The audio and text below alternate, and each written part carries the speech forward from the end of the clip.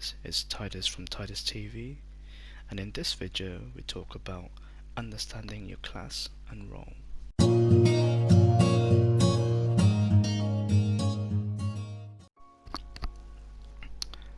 So we start off with what role you want to play, tank, DPS or healer.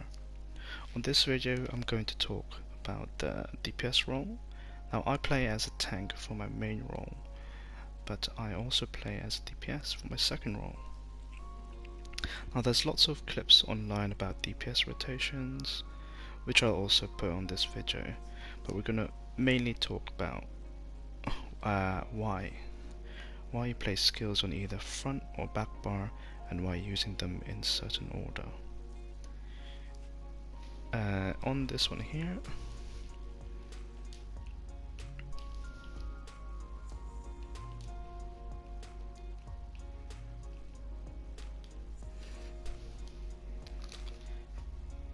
we have a Dark Elf Magicka Nightblade. I chose a Dark Elf because of their passives mainly, and I play a lot of PvP. The passives in PvP are really powerful, but it also allows me to switch to PvE when I need to. Okay, we start off with abilities.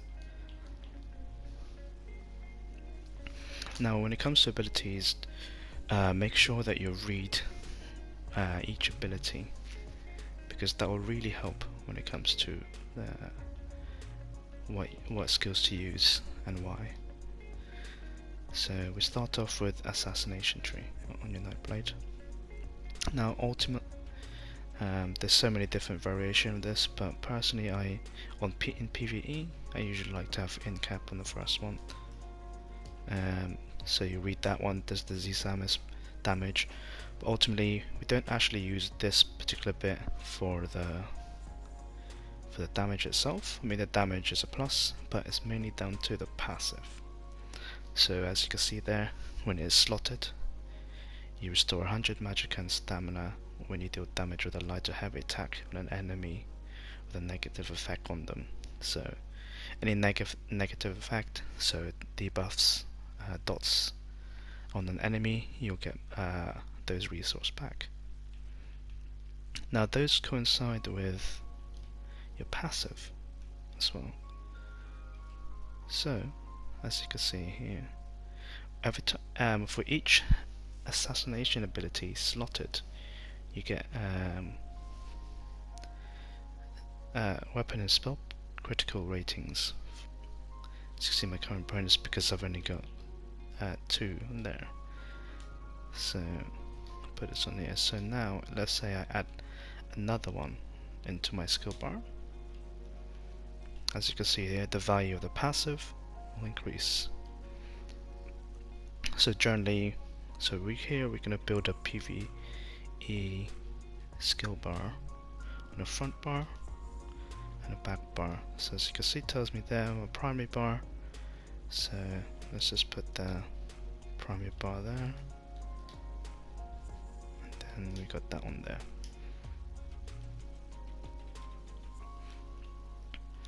Now on this one here, as you can see, it's a 40-second cast and increases your critical damage and healing by 2% for each stack, for each light attack, stacked to 5 times.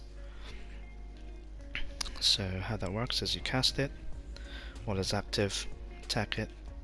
As you see in the counter on my buff bar, there's a number 1, 2, 3, 4, 5, and then I can see on the 5th one there, that ability then changes to the proc side of it, which then you can activate to do the secondary function of the skill.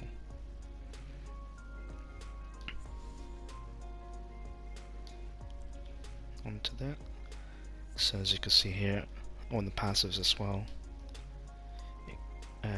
against enemies you're flanking, you get passive abilities. When an enemy dies, by you damaging, you restore resource as well, which is good. So it's really important to read the passives along with the skills, so you can kind of combine them.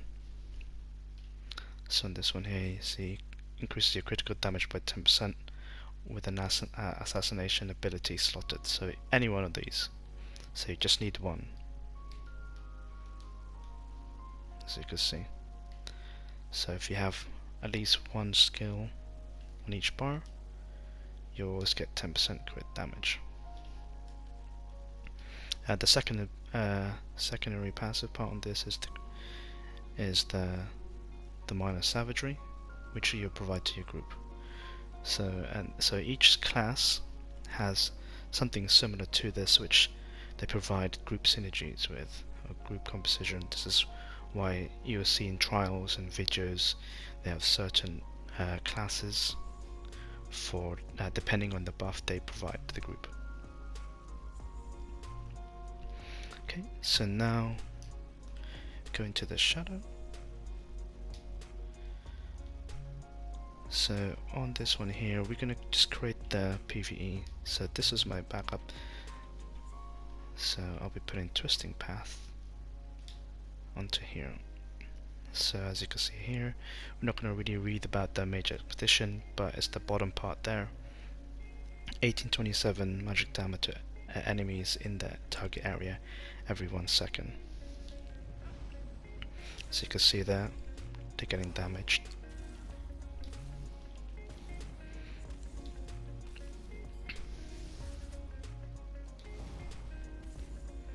There you go.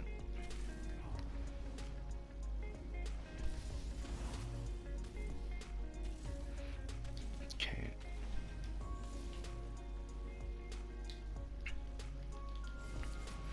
Now, why did I put that on my back bar? On there, it's because of the passive as well. So as you can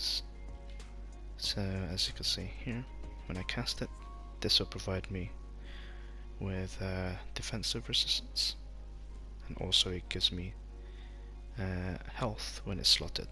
So you want to have this on either bars, on both bars if you can. So on this one here, but you don't really, if you're not too fussed with that one, then it won't really matter too much on this particular passive.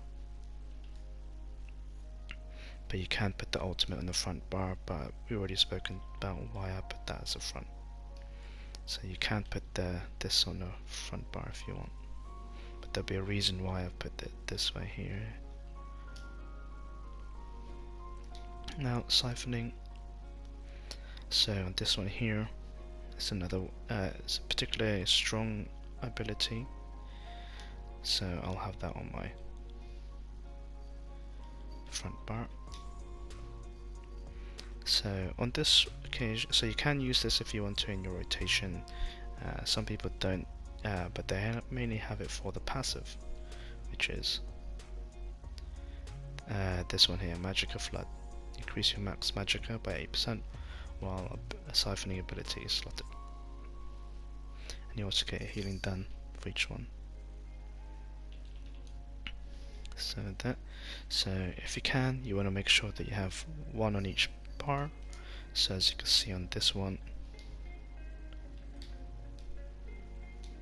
you'll probably notice that in some DPS videos, this is the kind of setup that they'll have.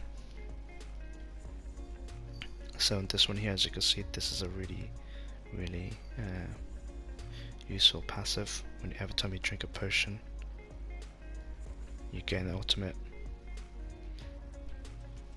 to there. Okay, so we're partway through our abilities now. So on the shadow one here, we put this one here. So when I load out, this will be our damage. Also provides the minor maim, which is really useful.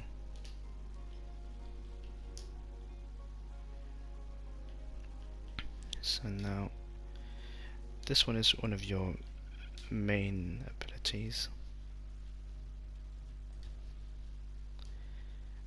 So as you can see, read on there. unstable wall of fire deals additional damage to burning enemies.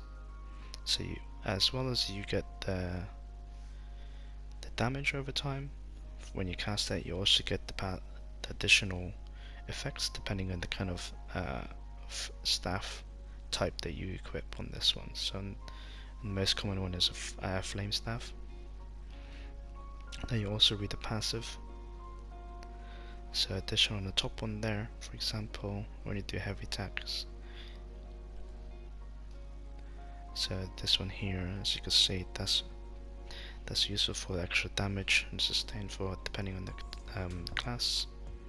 And this one here, while destruction of staff equipped, increase your flame staff, increase your damage done with single target abilities. So it's any single target abilities, as long as this flame staff is equipped. Now each type of staff will change the effects, so we're just talking about the PvE side of it for now. So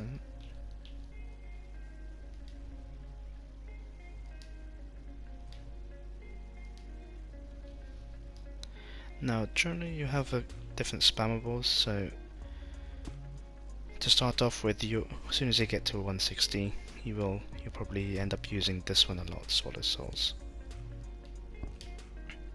But if you can, I do recommend you, if you have the DLC and the update, then I do recommend you to increase your Sigil order.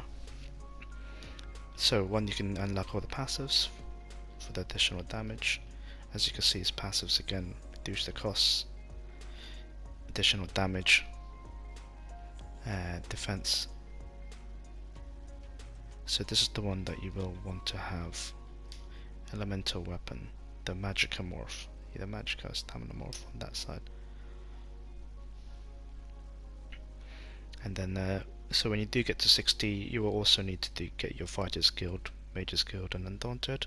Now, depending on the alliance you're in, so in DC, for example, you go to Glenumbra, top left, where you start off with main city. So you can see there, Fighter's Guild, Mage's Guild, and then you go in the inn for the Undaunted. You speak to the NPCs there to start your quests off, and then you just follow the quests. And then once you've unlocked them, you're free to start leveling them up. So there's loads of guides in terms of how to increase these. This one might take a bit of time, the Mage's Guild, but it's worth it.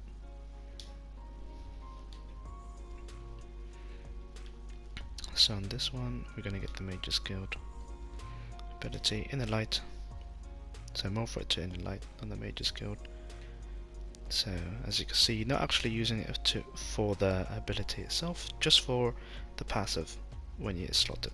As you can see, while slotted, your max magicka is increased by 5% and you gain major prophecy, increasing your spell rating. I haven't actually unlocked this one here because this is a pretty new character. But this one, if you do use the Magicka Mage's Guild skills, then I do recommend using that one. And the same with this one here. So, but this is the one that you want, Magicka Controller. So, for example, if I put it there, so if you want to use that, that lasts longer.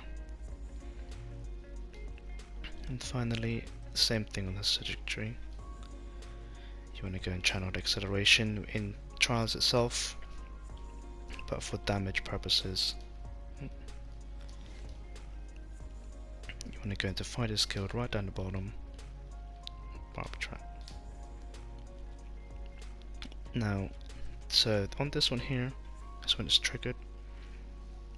It grants you minor force, increasing your critical damage by 10% for the duration. So make sure you level this right up.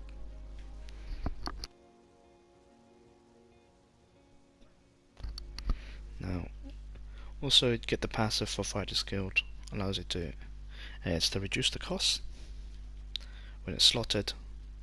As you can see, current bonus 50%, and also here, so anytime you kill either dead Undead, Daedric or Werewolf, you get 9 ultimate. So it's really useful for particularly in solo or farming. So now we have a complete bar. Now when it comes to, so as you see, we've gone through the video already,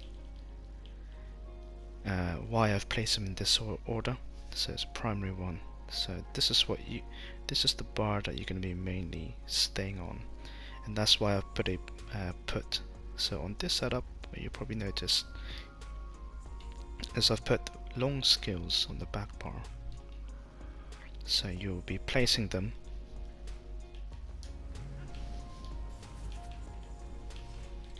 and then you just kind of leave them there, and then in the rotation you will go through your rotation, and you'll be spending a lot of your time on the front bar. And then when the dots are running out underneath the boss, as you can see there, you place them again.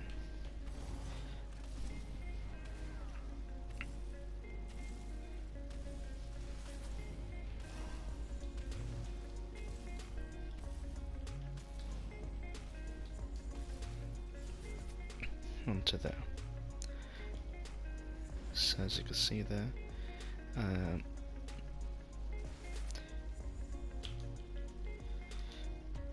change my monster helm so I can show you right.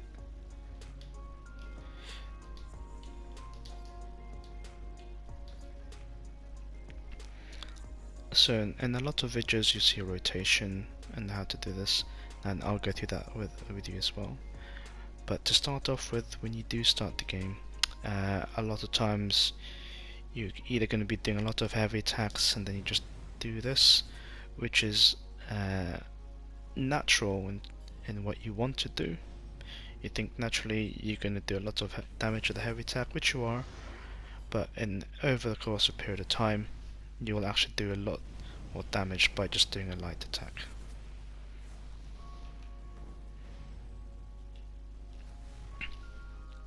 So there are videos as well in terms of animation cancelling, so we just go through a quick clip on this one. So your light attacks, think of them as your you have two different types of cooldown. You have your light attack cooldown and you got your ability cooldown. So when I'm casting an ability, I won't be able to cast another ability at the same time, so that because they regardless of what ability, as you can see, you can only cast one ability at a time. Now there's some classes where you can activate, where you used to be able to activate an ability on top of ability, but I think they've stopped that on this particular patch. And then with a light attack, as you can see, or a heavy attack, you can only do a singular attack. So you can't do anything else. You can't heavy attack and light attack during that animation. So what animation cancelling is that your light attacks can be cancelled with an ability. So when you light attack, you can cancel it with an ability. So that means that you are able to cast almost two types of abilities and skills at the same time. So your light attack and a skill. So as you can see, so you want to press them one after the other. So you always start off with a light attack, and then you want to press on a skill immediately after. As you can see there.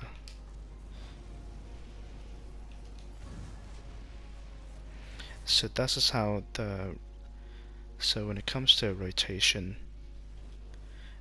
that's how you'll probably notice that light attacks will end up being most damage, followed by then a lot of the execute depending on the class and certain abilities. And that's so now we come to rotation and certain orders why you cast them in a certain order. Now there's loads of different videos again in terms of showing you rotations of this. So what you at the basic one would be, you want to cast your long abilities in the back bar. So you got them in timer, which then allows you to be on your front bar more, because you're going to do a lot more damage on your front bar. That's where all all abilities are.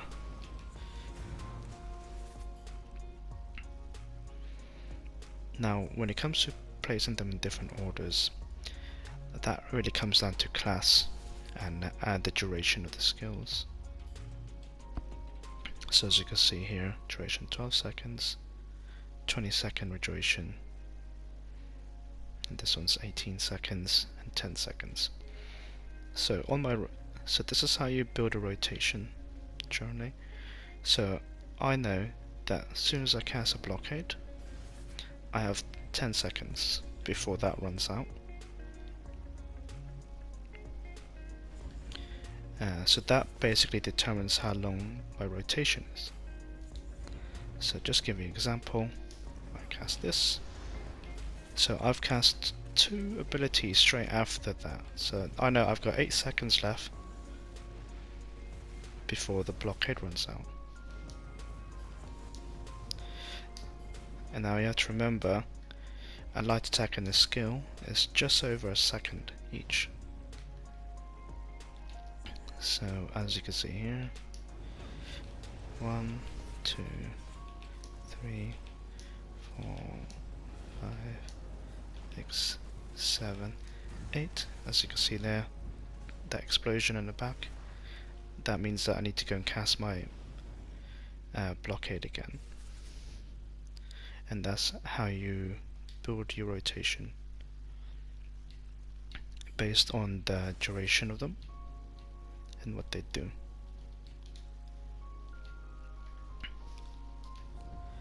So I do recommend people, especially when you just turned 160, to really learn about your passives in your class and practice animation cancelling and also rotation. Animation cancelling will take a bit of time to get used to, especially when the game doesn't really tell you how to do them. So when you get to from 1 to 160, most of the time you're just gonna cast ability. You're gonna heavy attack, press a few buttons. You're gonna press abilities more.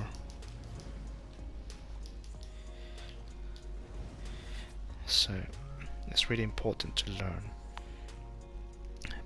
It's what you call light weaving, so light attack weaving. So you weave a light attack in between each abilities you use.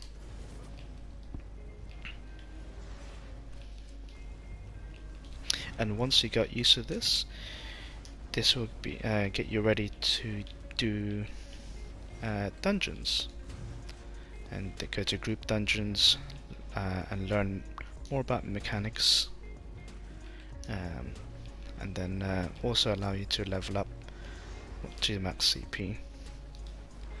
So be patient and don't just rush into rotations and try and get into trials straight away. Trials can be very daunting to start off with, especially if you've never been doing an MMO before.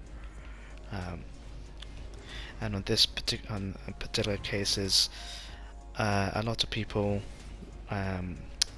if you're joining pub groups, a lot of them will be very judgmental. So I do recommend joining a guild, a friendly guild that allows starting trials, so you can have an idea of what it looks like.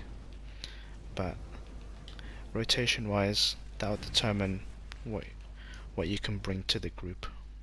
Now each skill will be completely different depending on the role. So if you've got a healer or you got a tank, then you do the same thing.